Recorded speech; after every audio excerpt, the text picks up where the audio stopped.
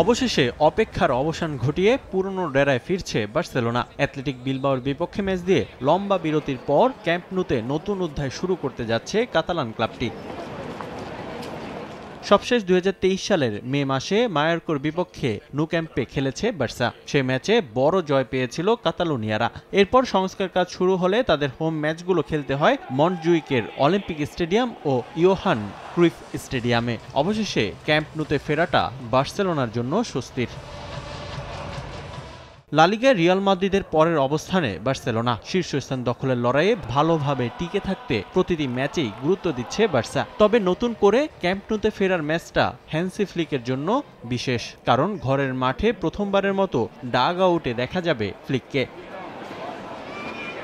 এদিকে অ্যাথলেটিক ক্লাবের বিপক্ষে ম্যাচ দিয়ে ফেরার সম্ভাবনা রয়েছে গার্সিয়া ও রাফিনিয়ার। গত কয়েক মাস এই দুই ফুটবলারের অনুপস্থিতি ভুগিয়েছে দলকে।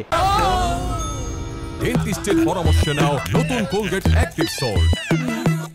রাফিনিয়ার অনুপস্থিতিতে আক্রমণ ভাগের পরিকল্পনায় পরিবর্তন আনতে হয়েছে কোচকে। তার বদলি হিসেবে রাশফোর্ডকে আনা হলেও স্বাভাবিক ছন্দ হারিয়েছে দল। তবে এই ব্রাজিলিয়ান উইঙ্গার দলে যুক্ত হলে অনেকটাই নির্ভর থাকবেন কোচ। প্রতিপক্ষকে চাপে রাখতে গুরুত্বপূর্ণ ভূমিকায় দেখা যাবে রাফিনিয়াকে। এছাড়া ইনজুরির কারণে পরিকল্পনা নেই গাবি ও পেদ্রি।